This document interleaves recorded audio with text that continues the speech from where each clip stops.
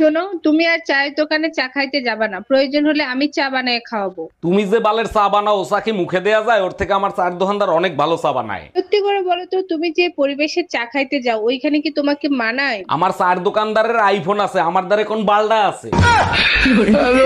অরুণ ভাই, আপনার হাত ভাঙার খবর শুনে আর থাকতে পারলাম না, তাই তাড়াতাড়ি দেখতে আসলাম। তারপর বলেন কত টাকা খরচ হয়েছে? ভাবি, এ পর্যন্ত 50,000-এর উপরে খরচ হয়েছে, আরো হইতে পারে। বলেন কি অরুণ ভাই, 50,000 টাকা খরচ হয় কি করে? বড় জোর 10,000 টাকা খরচ হইতে পারে। ওষুধপত্র দিয়ে 10,000-ই খরচ হয়েছে, বাকি 40,000 আপনারা যারা আমারে দেখতে আসছেন তাদের চা নাস্তার পিছনে খরচ হয়েছে। আম্মা, আপনার মাছ খাইতে ভাল লাগে না? কি কো ভালো লাগে না মানে? মাছে ভাতে বাঙালি। আপনি মুরগির মাংস খান না? হ্যাঁ, মুরগির মাংস তো ভালো লাগে। গরুর মাংস খাইতে ভাল লাগে না আপনি? খাই। আপনি কি খাসির মাংসও খান? খাই তো। তাহলে প্রতিদিন ডাল আর শাক রান্না করেন কে? এই শুনছো?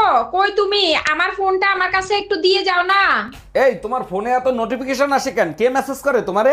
সকালে একটা ছবি পোস্ট করছিলাম, সবাই কমেন্ট করতেছে কি খাইয়া এত সুন্দর হইলি। উত্তর দিয়ে দাও, সকালে স্বামীর মাথা খাই, সারাদিন স্বামীর রক্ত খাই। প্রবাসে বসে মাথার ঘাম পায়ে ফেলায় টাকা ইনকাম করি, আর সেই টাকা দিয়ে তুমি ফষ্টি নষ্টি করো। স্বামী জান, আপনার টাকা দিয়েই তো যা খুশি তাই করি, অন্যের টাকা তো আর নেই না।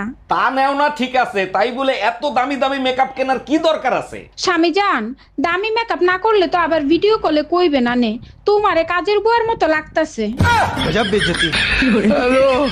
জান, একটু বাজারে যাও না। কেন, কি হইছে? আমার না প্রচুর বুকটা জ্বালাফোড়া করতেছে গো।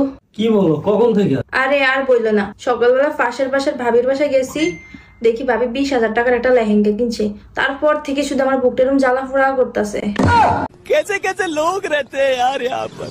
এই রুম্পা, আমি পূজোর মার্কেট করতে আসছি, তোমার জন্য কি আনবো বলো? তোমার চয়েস অনেক ভালো, তোমার যা ভালো লাগে তাই নিয়ে এসো। লাল কালো শাড়ি পরা একটা মেয়ে পছন্দ হয়েছে, নিয়ে আসবো? তোমার পছন্দ হলে নিয়ে এসো, আর আমার জন্য একটা সাদা শাড়িও নিয়ে এসো। কি রান্না করছো আজকে? কিছু না।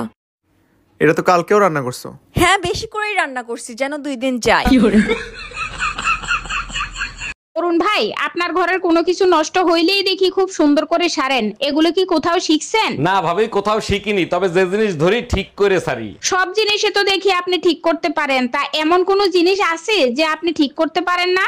জি ভাবি, একটা জিনিসই আছে, 25 বছর ধরে চেষ্টা করতেছি, আজ পর্যন্ত ঠিক করতে পারিনি। এই, তুই 25 বছর ধরে কি ঠিক করতে পারিস নাই? ঘরের বউ। মানুষেরও শাশুড়ি আর আমারও শাশুড়ি, আপনি কি আদর্শ শাশুড়ি হইতে পারেন না? আদর্শ শাশুড়ি কারে কয় তুমি জানো? না, জানি না তো। পুলার বউর কষ্ট দেখে পুলার আরেকটা বিয়ে করাইলে তারে কয় আদর্শ শাশুড়ি।